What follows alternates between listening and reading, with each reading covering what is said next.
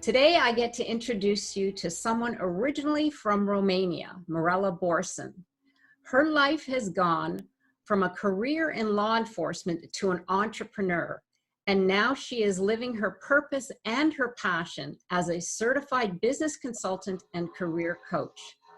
With over 20 years of experience, Mirela's teaching also encompass operations management, personal development, leadership, resource optimization, and conflict management. Wow, that's a handful.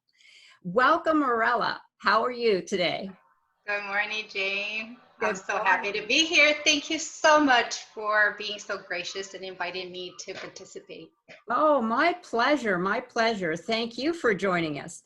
So you've come a long way from your original home in Romania, and you've had an interesting journey to get to where you are today. Tell us about your choice, first of all, to go into law enforcement and how you transitioned to an entrepreneur. Oh boy, that's a long story. We'll take the short version. Yeah, exactly, like the Reader's Digest.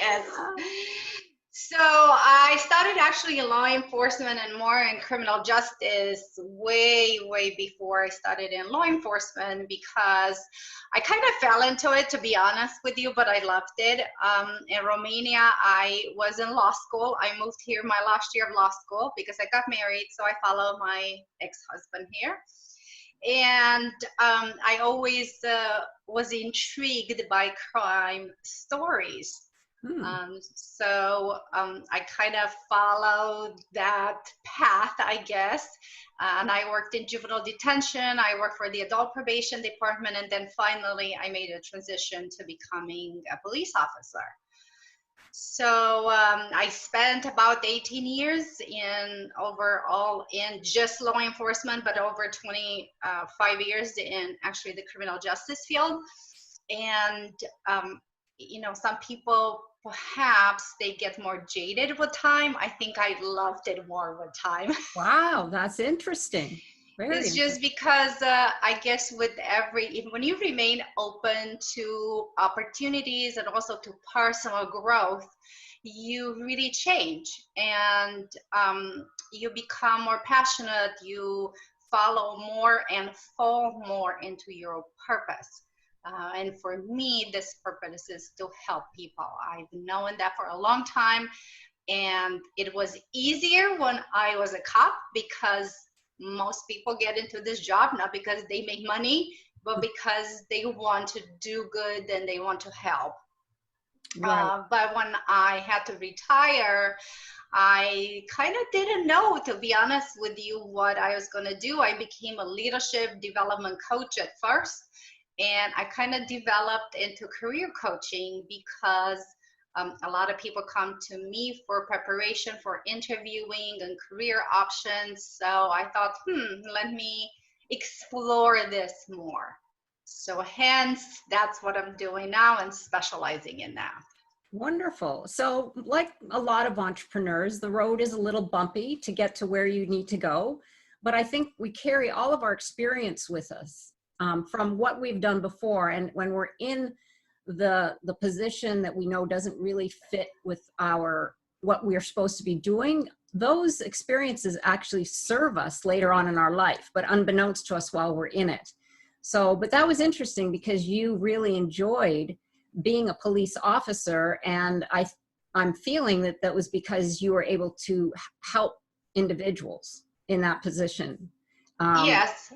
Yeah. And so when you put it that way, it seems like a natural flow, but when I read it and law enforcement to coaching, it didn't seem congruent, but now it does. So that's wonderful.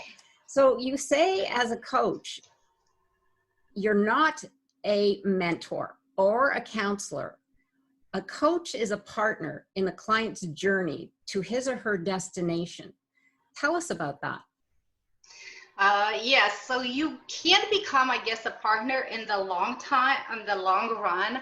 But I think that to be a coach, you really walk the walk with your client. And I always sign with your partner in success because I truly believe that I partner with my clients to find the perfect job, to find their strengths. Some people truly want to make a leap from the career or the job they have into a new job, or even a career, making a career transition, and they realize they don't know where to start. And one of the ways to start is to really know thyself, because otherwise you wouldn't really know what to do. And I don't want them to fall into the same kind of trap of finding something that perhaps they're not aligning with who they are as professionals. Right. So what I mean by that, I really truly am with them every step of the way. I guide them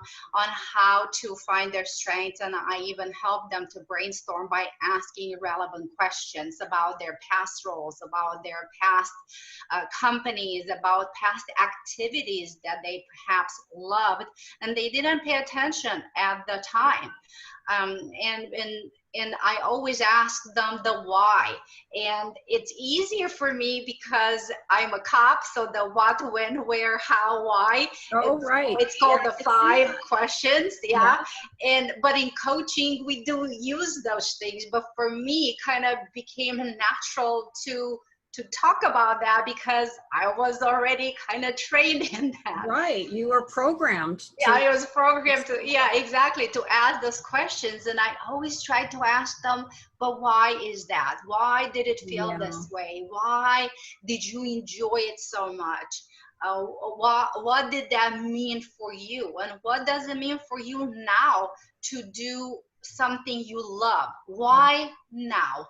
The evidence, that's what you were saying. I recall our conversation earlier, and you said you explore the evidence. If you feel that way, what is the evidence that's making you feel that way? So I thought that was great. I mean, the way you've used that training and your passion for crime stories, and you've woven it into your coaching by asking clients, what if you're have that fear, or if you're not sure what direction you want to go, whatever it might be, then you bring them back to, well, what is the evidence that's showing you that? Yes. So you're basically uncovering them as opposed to a crime. Exactly. And for me, it was kind of easy because I needed to find a way that I can relate to, and I use it naturally, and I don't use something that's scripted or that you learn. So for me, this was so natural to say, well, show me the evidence that you have from your past that shows that you will be unsuccessful, or your boss will think something of you, or you don't have or you're not going to succeed. How do you know? What specific evidence you have to show me that proves this? Right. So and when you put it in that language, evidence, it makes it so much more rooted. They're like, what do you mean evidence? And you're saying, like powerful in a way, because people don't really think about that. Right.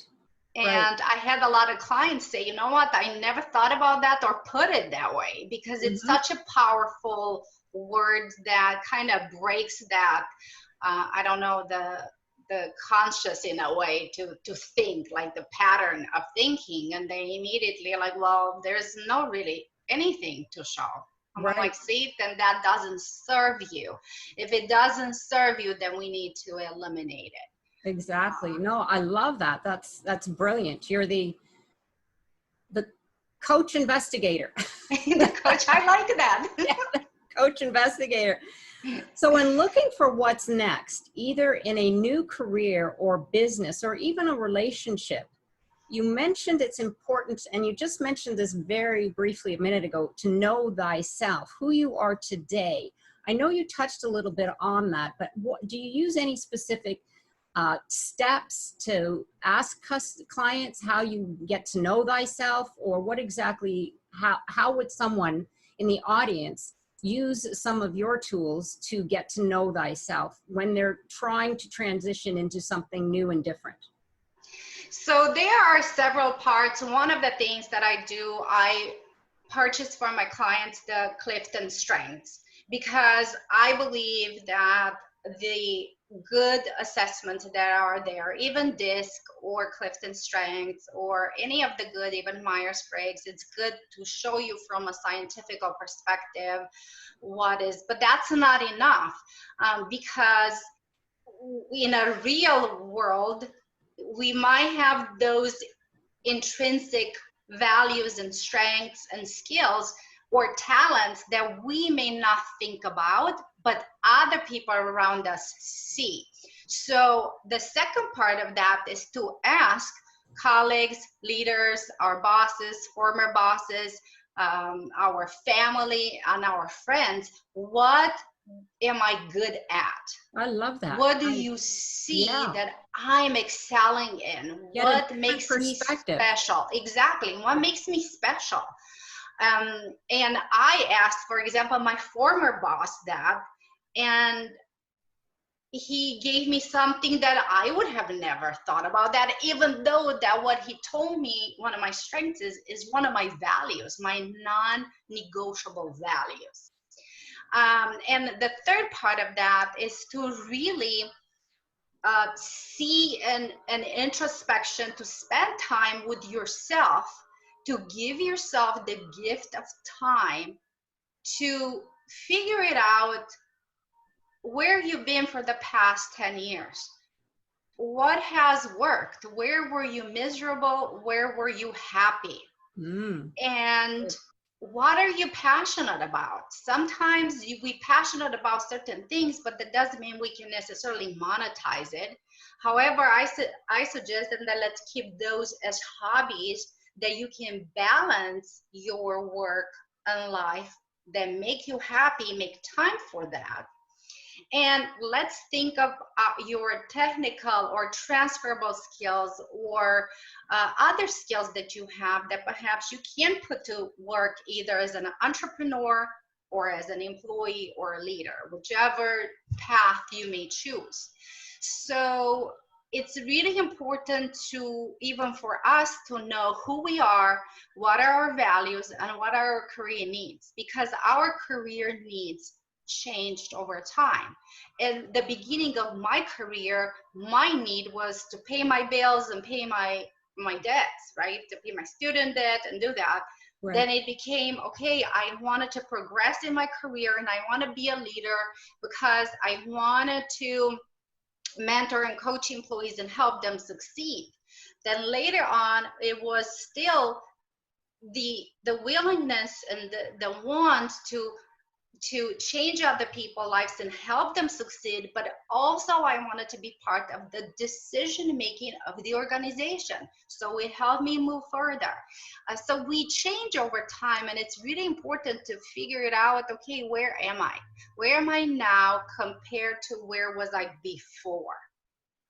So would you suggest this could be sort of an annual exercise for individuals? I mean, even if you are successful and you're doing your passion, it's almost like a reset or taking another look at where you are today, where you've come from. And of course, when you're starting a new career or you're starting to explore the platform of being an entrepreneur, I love the fact that you ask other people how they see your strengths. And also give yourself the time to maybe make a list of the pros and the cons. And it sounds like something that would be very useful even to review on an annual basis. Oh, absolutely. Absolutely. And for me, for example, the way I ask them to do it, and what I have done is I really have to sit with myself and say, okay, what am I good at? Right? What am I passionate about? And am I aligning in what I do right now with my passion? And if I'm not, what do I need to do to get there? And here's the thing, Jane, a lot of people get scared because it's the certainty, it's the comfort, it's the security. And I made the jump to full-time coaching last year in October from a government job. And what can be more comfortable than a government job? Come on. Right. Let's just be honest here. And I couldn't be more happier. Yeah. And there's a lot of work, but I was miserable every day. Was driving over an hour one way. Oh, I was just miserable because I wasn't in love with what I did and I wasn't passionate about. And this was just calling me to, I want to grow my business and I want to give it full-time attention. I wanted to make it work. And you can't really do that if your mind is somewhere else and then half of your body is somewhere else and half of your mind. So I decided to quit and say, hey, I'm going to give this 100%. And if it's not right. working in a year or in a year and a half, then I'll find a job. But Good if for it is, then you. I wanted to give it all I got. Yeah, because if we don't try, we don't know. We don't know We don't know. exactly. And you know, I'm not saying just go quit your job and jump into this. There's so many ways somebody could become an entrepreneur, to include keeping that 9 to 5 and having a side job, having the high side hustle that you want. Get your stuff all ready by the time you do the jump. Have your finances in order and support from family and friends, because you're gonna need it. And be Right. financially secure. There are a lot of things that go into becoming an entrepreneur, and it's not easy. Trust me, coming from an organization and even a mind where you completely, everything is pretty much well defined, and you're working in an environment that is very organized, very, it's rules and Mm. procedures and this and that, and you go into all being creative and coming up No with ideas. boundaries. Exactly. And you're Yeah. like, what? My brain is like, so, Yeah. It but takes discipline too, though. it takes absolute discipline, persistence, grit, and you can't be offended because people will reject you because you're not making it. And for me, it hasn't been always like on this path. I had to reinvent myself just in the past few months a couple of times and rebrand, rethink, refocus. But that's the beauty of doing it, but it's also the beauty of being adaptable and always wanting to learn. Yeah. Always. The best, Warren Buffett said, the best investment you can ever make is in yourself. And it Yes. cannot be, you know, more true today and always, that if you want to get somewhere, you got to invest in yourself. However you do that, with time, money, grit, resilience, persistence, however you Right. need, whatever you need to do. Exactly. Yes. And the support of friends and family is a big thing too. So Absolutely. that's wonderful. I give you credit. Well, you said and you were talking roughly about those of us who take the leap, et cetera, et cetera. And you touched on this because I love the perspective thing. You said our perspectives can play a huge role in our decision making. So redefining the meaning of success can play a big part of that. So I know all of us have different definitions of success, and a lot of that holds us back. And a lot of it Mhm. comes from our families, from our culture. And you've got a little bit, you come from a different culture, and you've had a career in, like you said, law enforcement, which was all rules and regulations. So how do one come to a position to redefine success? How should we look at that so that it doesn't stop us in our tracks to move forward? So you have to be true to yourself, truly. And for me, I know I'm successful when I'm providing value, when people succeed, when I see them that they are successful in their promotion or career. Like yesterday, I got a message from a client saying, hey, I got a job. It's like a new promotion. And he's in early 60s and changed the job. And I Wow. redid his resume, and I was talking to him on, career strategies. And yeah, it's within his company, but he wanted to do something different. And he was considering even leaving. Mm-hmm. So we kind of re-strategize, but that to me is success. before it was success what other people thought, that if I'm a good leader, if I am doing this, if I'm leading from the trenches, if I am like one of the boys, because as you know, law enforcement is a very male dominated culture. And we can very easily become trapped into what other people think. I was stuck into what my mother wanted for me and how she defined my success, until I had to set up boundaries and say, no, this is how I feel fulfilled. This is what makes my heart sing, or bringing my heart and spirit on fire. That is for me success, not what other people think, not what's culturally accepted, not what other people believe or see as success, because this is our journey. And I cannot compare my chapter 1 with somebody else's chapter 5 and say, well, I'm not successful, I'm not doing anything. But if I learn something new and apply it in my business and I get results, that is success. If I see somebody that they get a job or they get a compliment for their resume or their LinkedIn profile and a result of some of the work I did, that is success.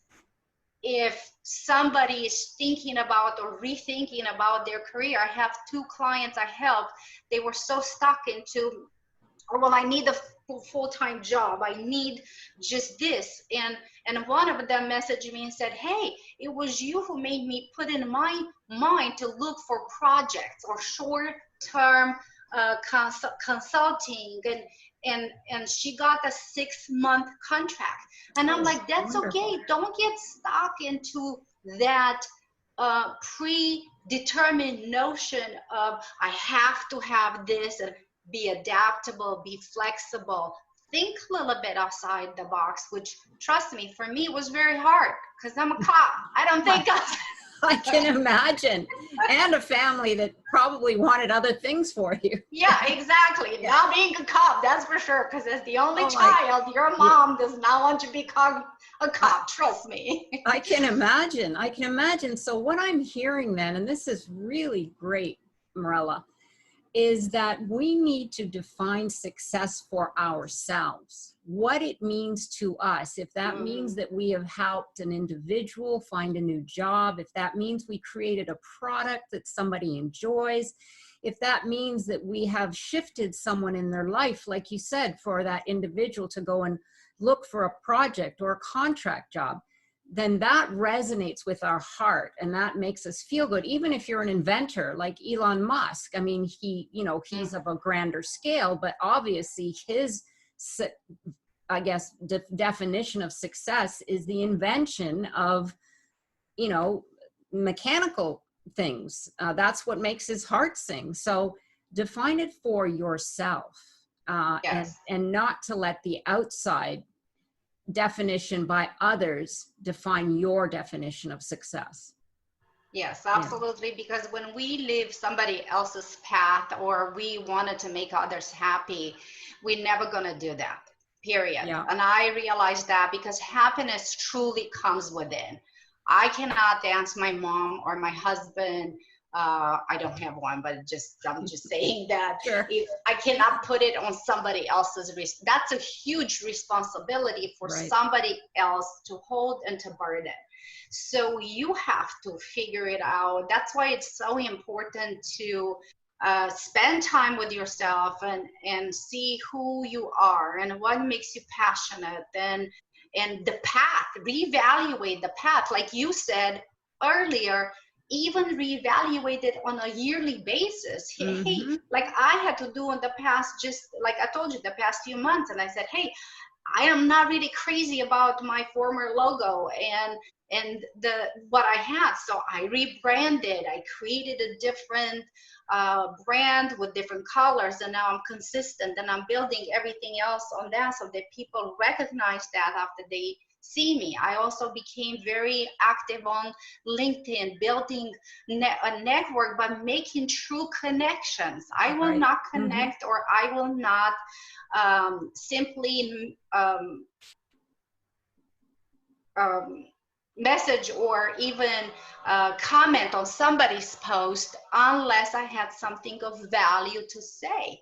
That is important. So you have to constantly redefine, reassess what's working, what's not working. What do I need to change? What do I need to do? Can I do everything, or can I delegate some of the steps, or outsource in case of entrepreneurs? But yeah, I mean, we really have to, you know, be aware of what is working, what is not, but then not beat ourselves up. Like you said, you weren't happy with it, but that didn't mean that, you know, your business was kaput or that life was over. It's just like, okay, take a step back, reevaluate. I can do this. I can change it up. It's not that I'm a failure, because unfortunately, a lot of us go there when something isn't working. It's like, oh, well, you see, it just didn't work.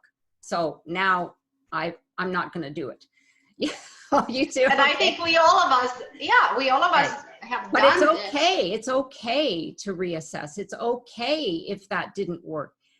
It's not that it didn't work. It's just that you haven't found the right formula yet.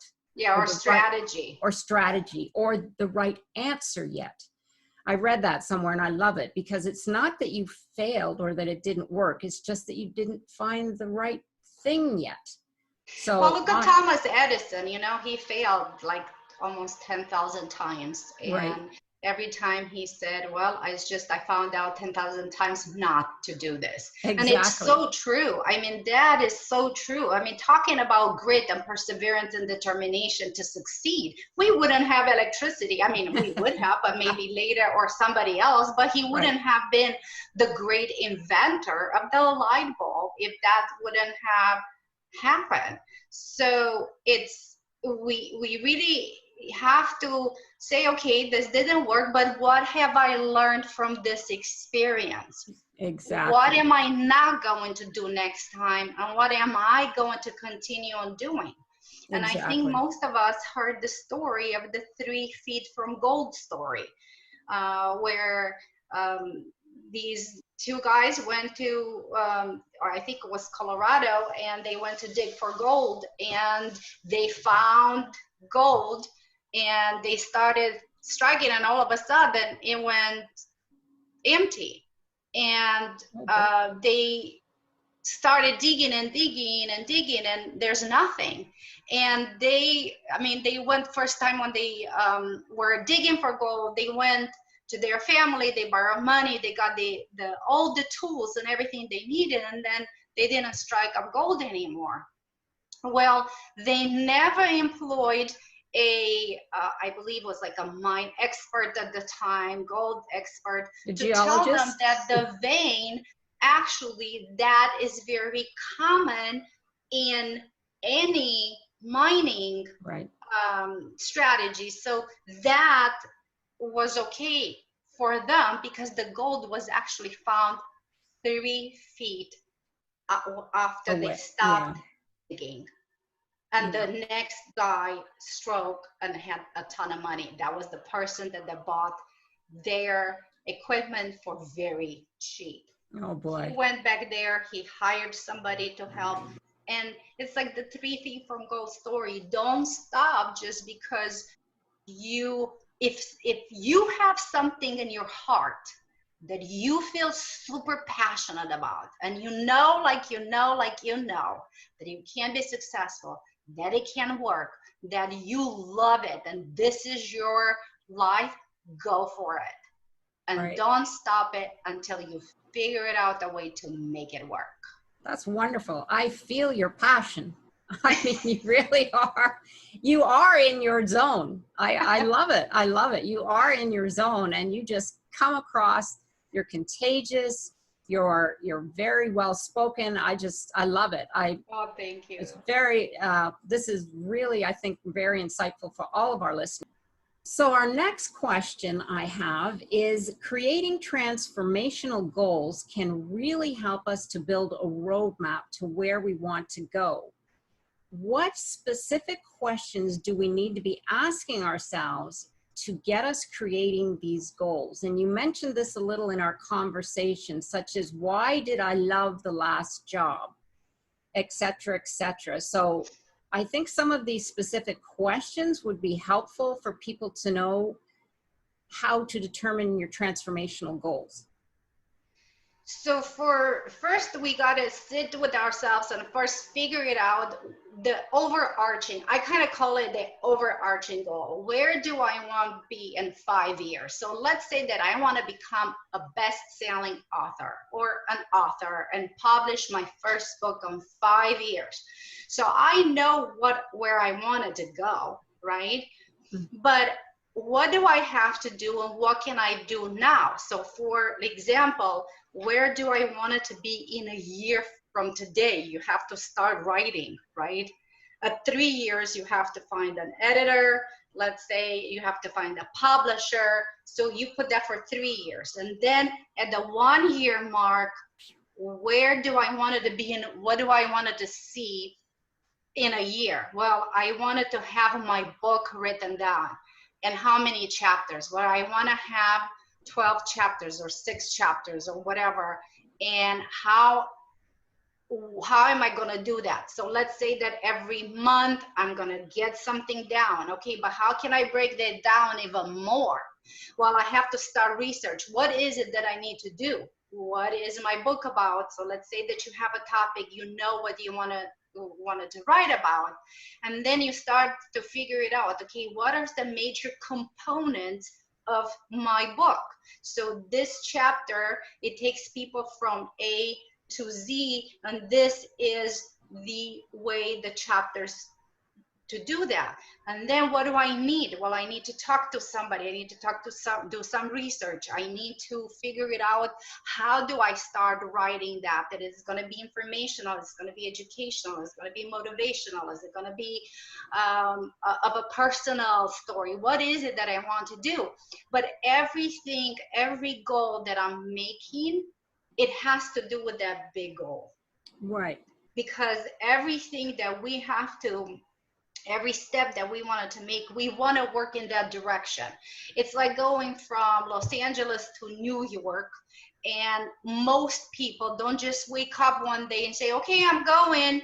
Right. And they have no idea what they wanted to do. Yeah, there are those people who can do that, and more props to them. But I couldn't just get out of my car and say, okay, I'm going to New York, and I have no idea. Yeah, like what route am I gonna take? Where am I gonna stay? Is it safe? Is it not safe? Where am I eating? What are the restrictions now because of COVID? What can I see on my way there? Or do I want to fly? Do I want to fly? I mean, there are so many things that go really into planning a trip. Well, this is no different. You want to have that transformation. You have to figure it out, what it is that you want.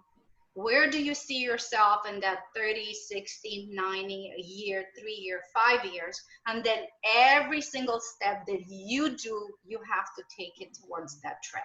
Right. But take small steps. But take small steps. Absolutely. Listen, if you only want to have one goal a week because you have kids and you have a husband or wife and you have activities and you have this and you have that and you're all over the place, that's okay. Take one step a week and move towards there. Don't get discouraged. And here's another thing. If you weren't able to do it that week, then say, okay, I wasn't able to do this week, but I'm not going to quit. I'm going to make my time next week, but then do it. Don't get into the procrastination mode. Find an accountability partner if you have to, and have that person hold you accountable, and you be accountable for yourself, because you cannot have transformation without action. You can't be wanting a different result, but you keep doing the same things over and over and over. And here's what I learned. We truly nobody can make us do anything. No. We're the only person who can do that.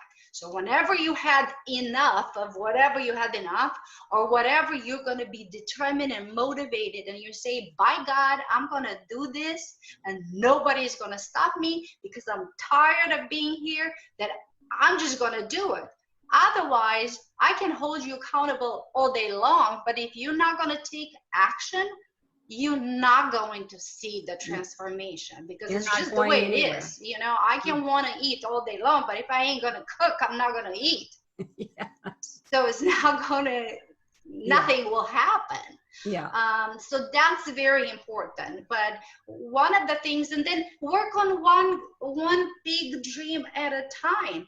Don't get, one of the big goals for me for this year was not to go down the rabbit hole of perpetual learning and actually finish stuff. Because I have this course and this book, and I'm one of those people who I want to know, and I want to know now, and I want to finish everything right now. I'm with you. I'm guilty. It's like, good Lord. So this year I said, forget it. I am not going to do that. So I had to say, I don't know how many times, and these copywriters are so good that they just make you want to push that button, and then I had to be like, don't do it, and keep it. And it's a fight, but I put this in my mind that I'm not going to do this year, and that I'm going to keep on keeping on the things that I committed myself to. Focus. To finish, to zoom in those things, and then take it to the next level. Because otherwise, I will constantly be learning and then apply nothing. Exactly. So no more. Yeah, so it's the same thing, and it's a habit building. You cannot have transformation without the goals or intentions, like I like to call them. I'm intentional about this or that, because that means that I'm taking a step to go into that direction. And then creating the habits, looking, okay, am I drinking too much soda and I need to cut it off, because otherwise I'll continue to gain weight or not be able to sleep because it has too much caffeine. What do I need to do to get me where I want to get? And yes, it's going to hurt. And yes, you're going to get down, and you're going to get frustrated, and sometimes you're going to want to throw in the towel. But what is it that you want more than anything in this world? Yes, you have to keep bringing that back home. Bringing it back home. Reminding And it's okay to fall. It's okay to fall off the bandwagon. We all do it. But the most important thing is not to get stuck on the ground. Right. Is to keep on getting up. I don't care how many times, you just keep on trying and keep on trying and keep on doing it. And one day, bam, you're going to... It'll happen, and you'll say, how did this happen?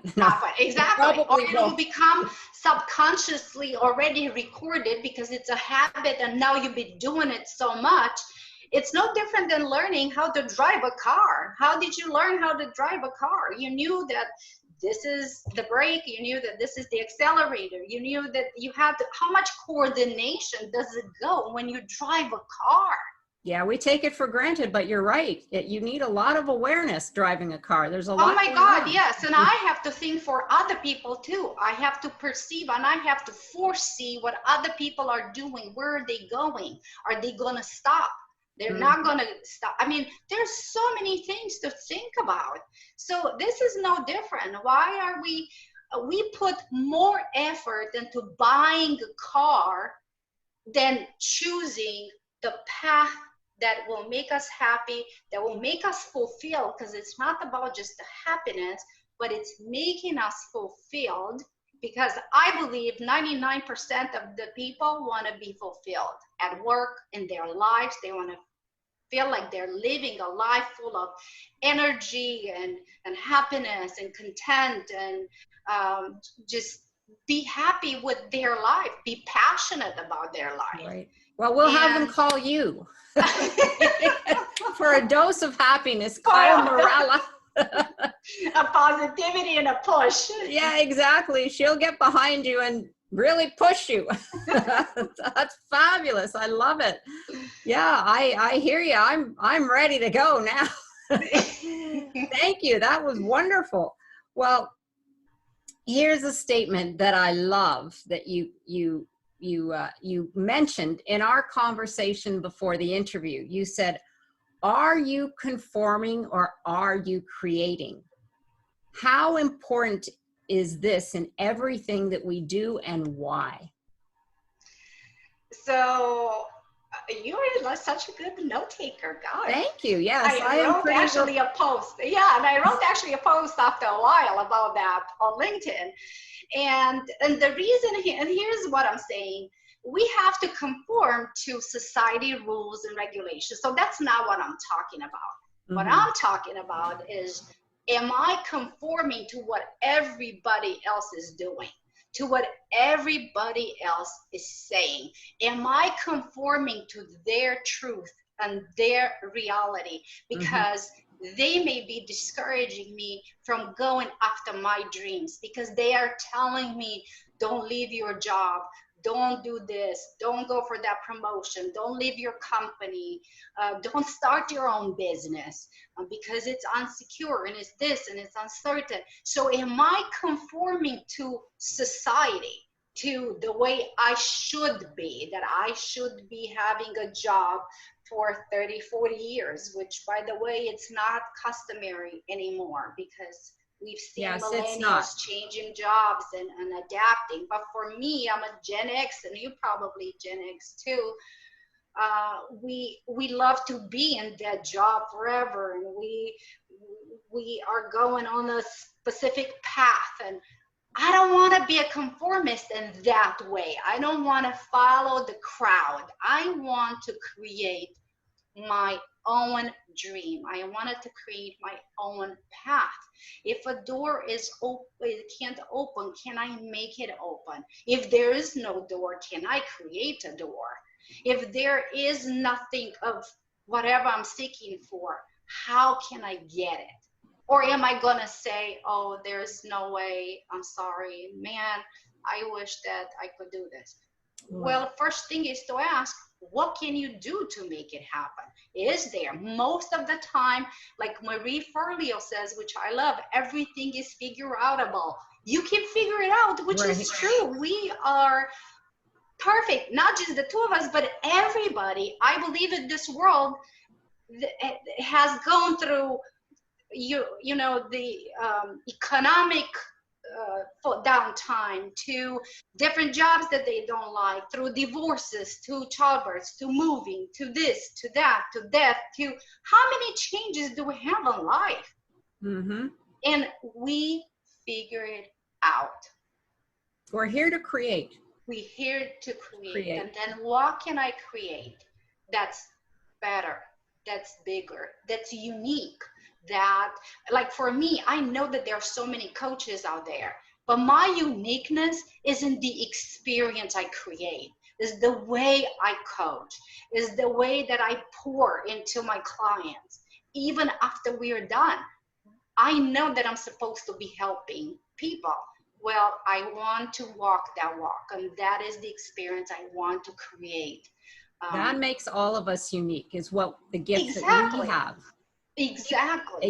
Yeah. That's why I hear that a lot from those who are thinking of starting a business, and particularly today, an online business and coaching or personal development.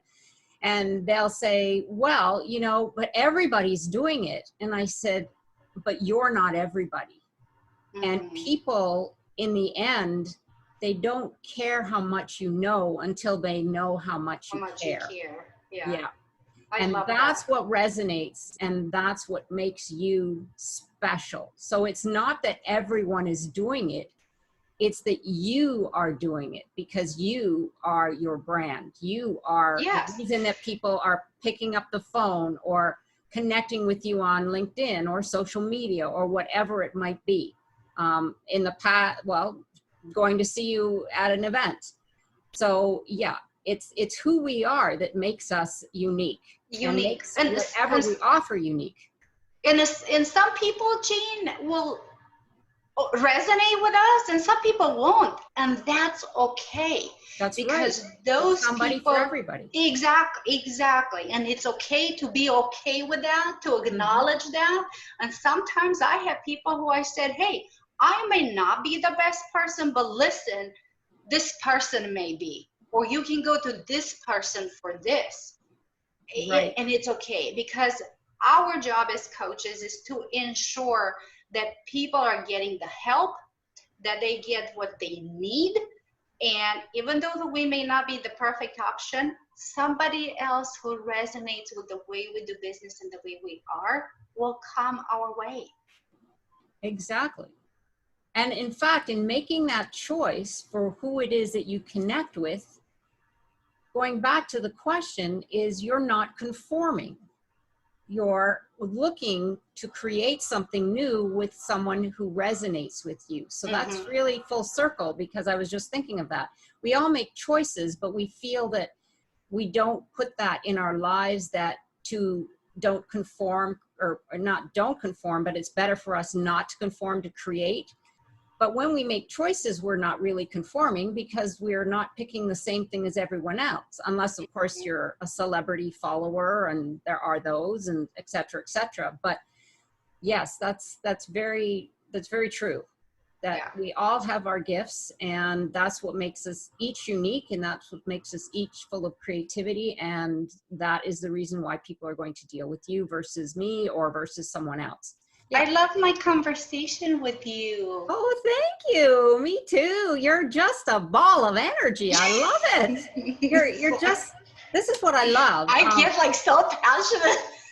I love it. Well, that's why people deal with you. I mean, it's the passion, or it's a lack of passion. I mean, some people get overwhelmed with an individual with a lot of energy, like yourself. Me, that feeds my soul. I love energetic individuals, but I understand everyone is different. So that is why we have different individuals that we connect with. And that is the way in which you will deliver whatever it is that you're delivering, whether, you know, if we're a coach or if we're a performer, there's different strokes for different folks. And because of that, we all connect with who we need to connect with while we're here.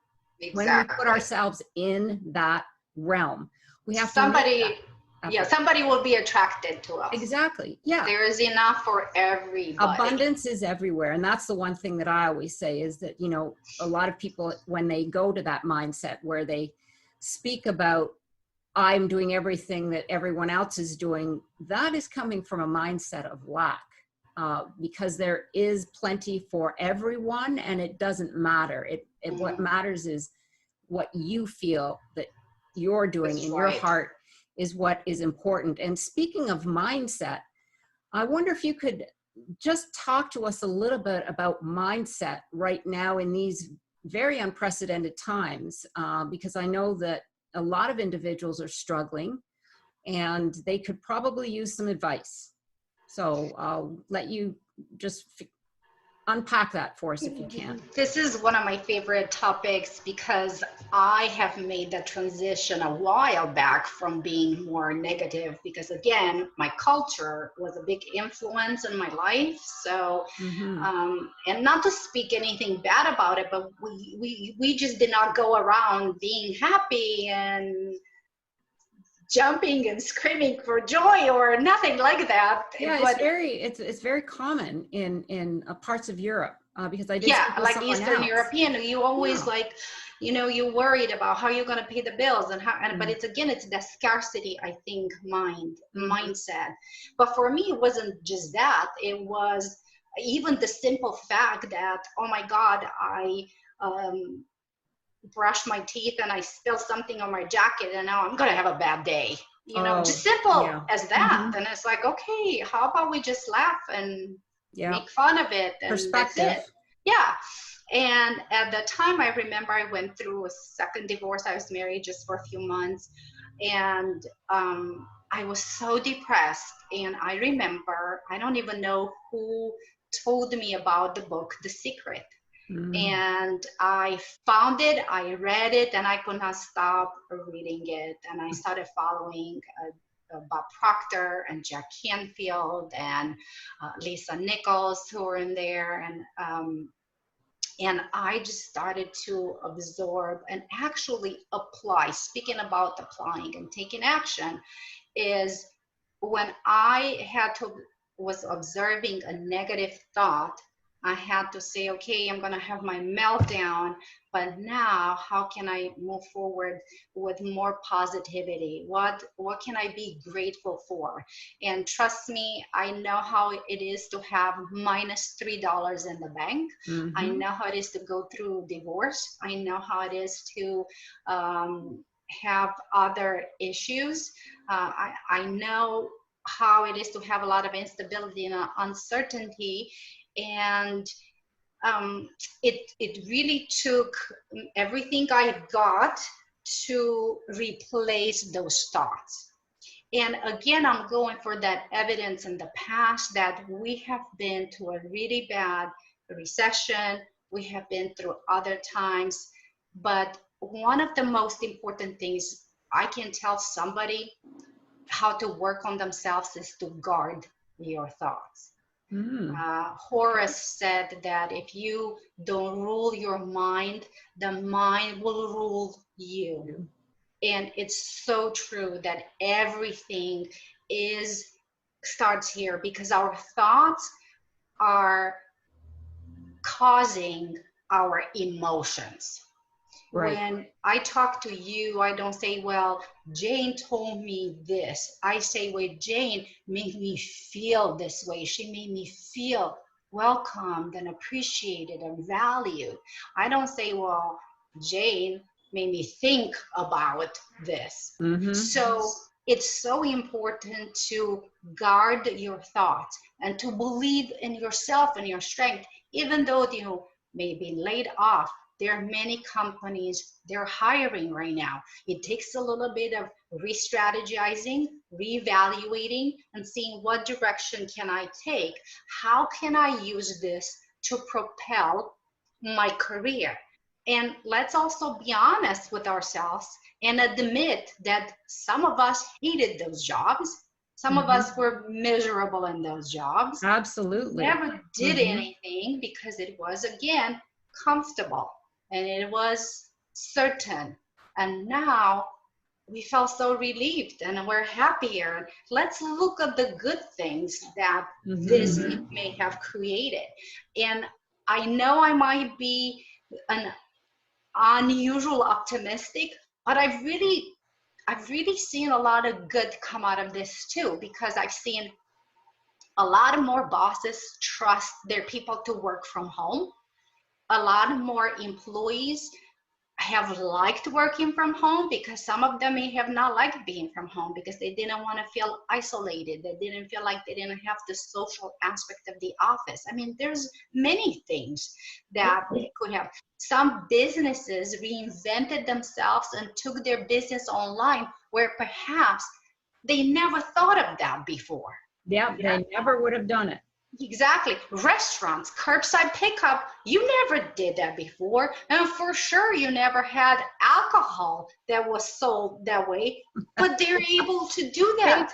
Maybe not a good thing to indulge. Exactly. Yeah, but that is thinking of that outside the box. Exactly. And say, hey, how can I use this to do business in a different way, not the traditional way? So this is really what you're saying, is it's really forced us to think without the box even. I don't even say outside the box, because we were forced into a situation. But in looking at it from a more creative, positive perspective, it's given us, for those who are taking advantage of it, an opportunity to redefine our business, to redefine the way we deliver business, to redefine our services, to redefine our life, our career, or even starting a new job, or starting being an entrepreneur. Yeah. Yeah, absolutely. And I think that those people and those businesses who will be adaptable, who will be flexible, who will stay open to opportunities and new horizons, they will be the ones that are going to be able to seize the moment and move it to the next direction. If not, it doesn't matter COVID or not, because look at companies like Sears, JC Penney, Blockbusters in the past.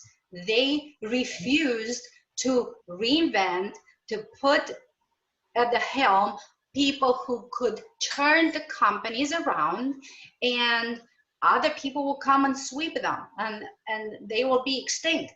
When it's no different, exactly, it's no different than it was before. It's just a different way of doing business, that's all. Exactly. So what I hear you saying then is we want to focus on the positivity, in the sense that our mindset can go to, what can I see now that I didn't see before? What am I feeling now that I didn't feel before? What opportunities are there that weren't there before? And when we put our mind to those questions, we completely shift our energy, we shift our attitude, we shift our mindset, which is really more productive today, instead of, for example, binge watching for the last, 3 months or something, which really doesn't do a whole lot. I can understand people enjoying that, but you have to, like you said, push yourself. You want to at least engage your mind to understand what it is that we can do. That's positive. And again, not conform, but create. Because this is a perfect opportunity not to conform to what everybody else is doing. How does everybody else feel, or how is everybody else feeling? Right. It's create, not conform. Not conform, exactly. Well, and have that mindset to lead you there. Stay positive, create those positive habits. And here's, I'm not saying, Jane, at all, don't don't allow yourself to feel sad or angry or frustrated. That's not what I'm saying. But you're making a choice not to stay there. Right. I acknowledge when I'm pissed, where I'm sad, where I'm not moving maybe the way I want to be moving, or faster, or do whatever I wanted to do, right? And it's okay to grieve for 5 minutes. And after that, I say, okay, I agree. 5 years. I pouted enough. Let's just now figure it out. What do I need to do different? My pity party. I have a friend who calls it the pity party. Yeah. And just don't stay there. That's all I'm saying. And use your past experience of winning, of achievement, of success, of moving forward, of having the strength to go through the life challenges that you've been through, and you're here, that brought you here to propel you to the next level. So here we are, Mirela, near the end of our journey together, and it's been wonderful. I do have a couple of quick questions that we ask every guest. So if your life were an epic story, what would the title be? If I were If your life was an epic story, what would the title be?